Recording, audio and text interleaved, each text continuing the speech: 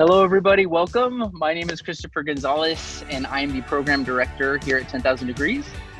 Hi, everyone. My name is Saga Apostol, and I am the program manager for our San Francisco New Markets team. Well, thank you so much for joining us today. Saga and I are pleased to join you. We are essentially here to talk to you about really just some tips and tricks on how to successfully transfer from the community college. I think specifically here at 10,000 Degrees, we are huge supporters of the community college pathway. It is a viable option for students. It's a great option for students. And so we're going to walk you through essentially some tips to, work you through that process. We hope you enjoy. And if you have any follow-up questions, feel free to follow up with the 10,000 Degrees representative. All right, so let's get started. So if you're thinking of transferring or are ready to transfer, it is very, very important that you start by letting your counselor know. This person, your counselor, they're going to help you take those classes and pick those classes that are transferable. Remember, you do need 60 transferable units for you to transfer to either UC or CSU, or depends on the private that you're going to. So again, when you meet with a counselor, let them know that you want to transfer, that you need those classes, and they'll make sure to put that on your transcript or to give you a guide for the following semesters to know what classes to take. Remember to ask them about different sources on campus. Ask them about the tag program if you want to go to a certain UC. Ask them about what are the right classes to take for your major, and they're going to be able to help you. So again, if you want to start, your first step is to go to a counselor and let them know. So step number 2, build a transfer college list. So whether you are at the first year of your experience at the community college or you're in your second or third year, before you transfer, you really want to make sure that you do your due diligence in researching the colleges that you're interested in transferring to.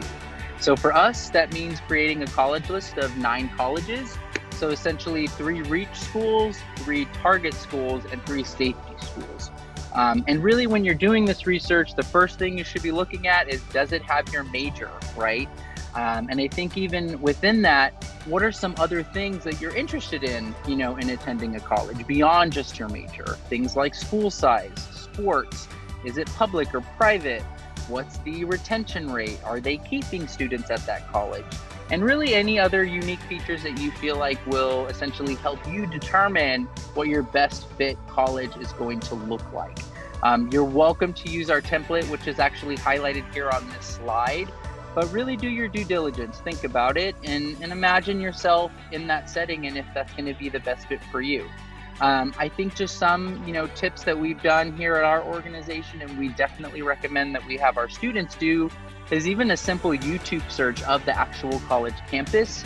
A lot of students will post things from campus events, clubs, even internships.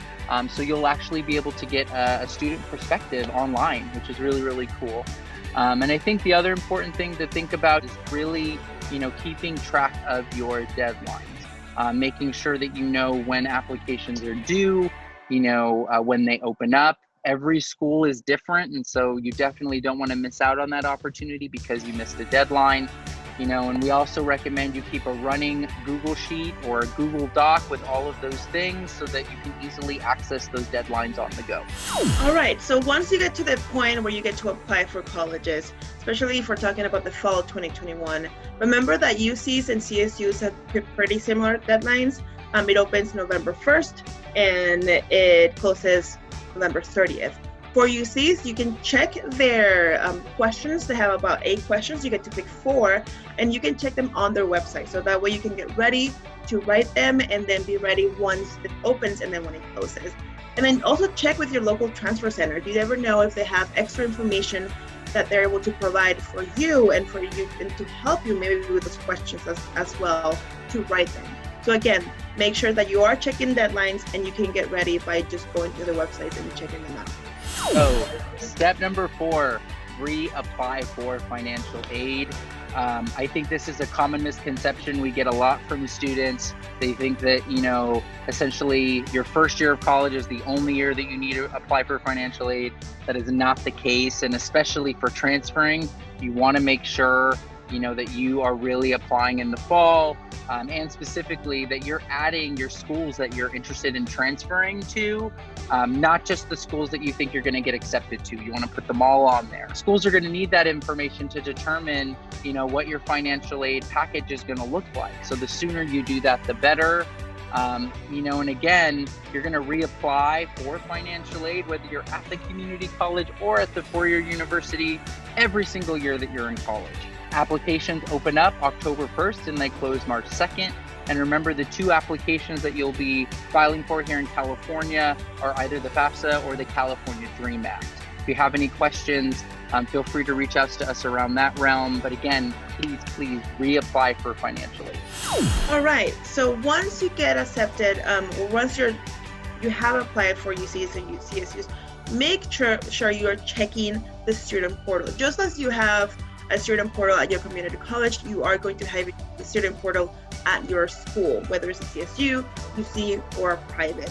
It is very, very important that you check your to-do list, just because as all the schools, they're very, very strict with their deadlines.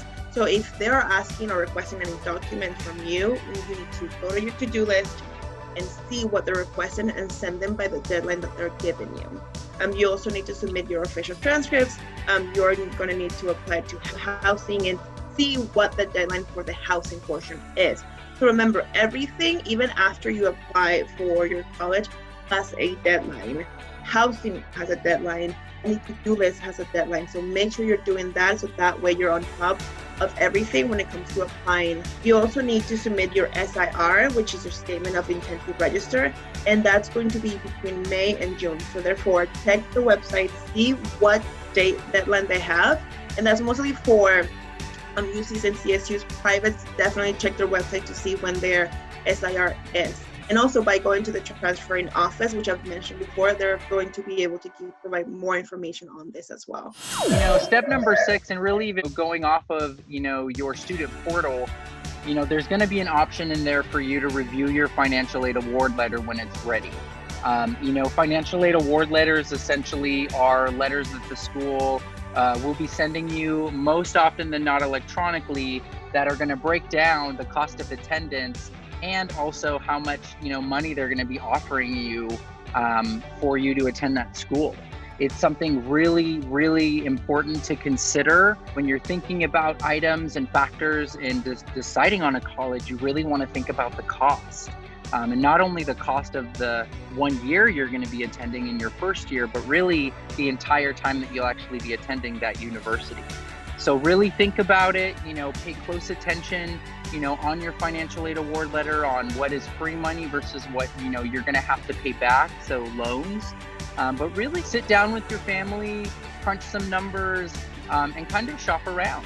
Wait until you get all of your financial aid award letters from each of your schools to make that decision, and really make a decision that's going to be the best fit for you and your family.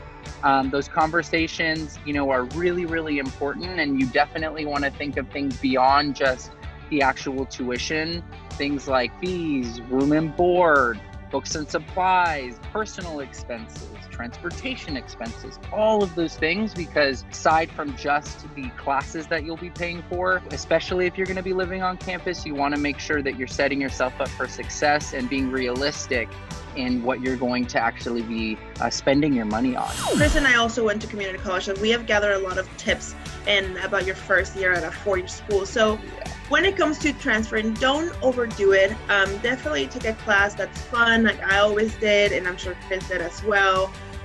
Because you are going to a brand new school, you're going to a brand new campus, and you might have come up community college, but then treat UCs or CSUs or private a little bit different, because now it's when you're really focusing on your major, which is very, very important. Sign up for any extracurricular activities, any support communities, just because it's going to help you feel part of the campus itself.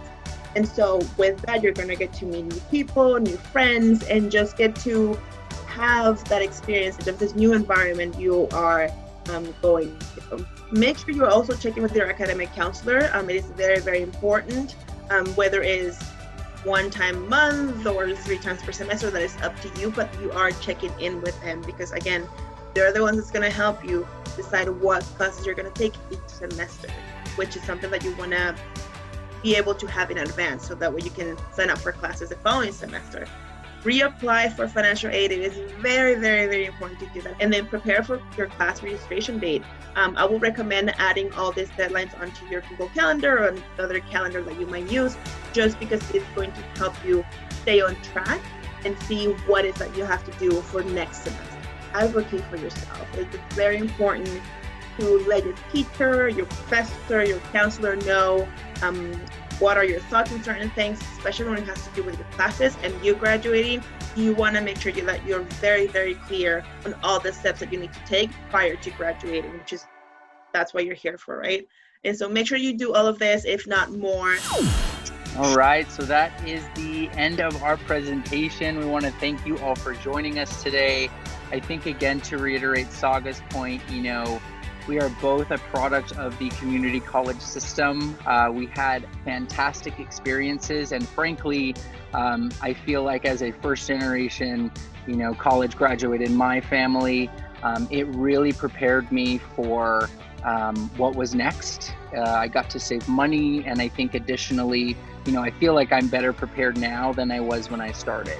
So it was a great option. Please do not compare yourself and your journey to others. Your success is your success. Have fun. And I think 10,000 Degrees will be here to support you, throughout your process, regardless whatever your decision is. Please reach out if you have any questions. But thank you all for your time, and we hope to see you soon. Bye. Good luck. Bye.